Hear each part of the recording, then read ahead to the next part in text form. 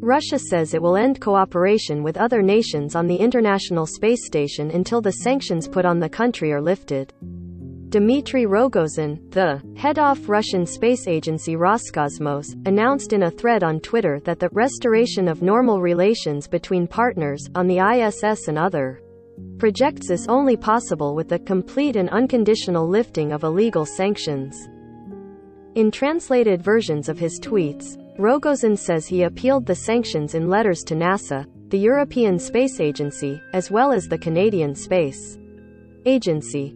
Rogozin also posted images of what appears to be each country's response. The CSA confirmed the letter's authenticity to The Verge but declined to comment any further. The Verge also reached out to NASA and the ESA but didn't immediately hear back.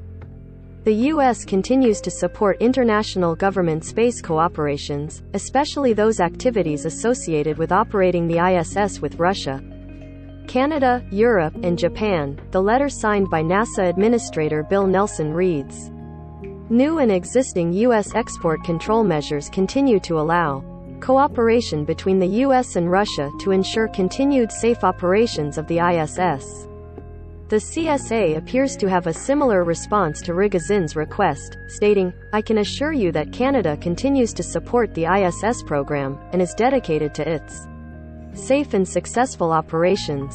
Meanwhile, ESA head Joseph Ashbacher replied by saying he'll pass on Rogozin's request to the agency's member states for "The position of our partners is clear. The sanctions will not be lifted," Rogozin says. "The purpose of the sanctions is to kill the Russian economy, plunge our people into despair and hunger, and bring our country to its knees." Rogozin adds that Roscosmos will soon determine a date on when to halt Russia's involvement with the ISS, which will then be reported to Russian government officials.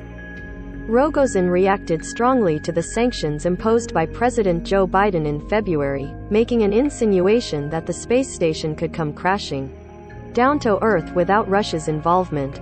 As my colleague Lauren Grush points out, Russia's withdrawal from the station has the potential to do real harm, as NAS relies on Russia to maintain the ISS's position and orientation in space.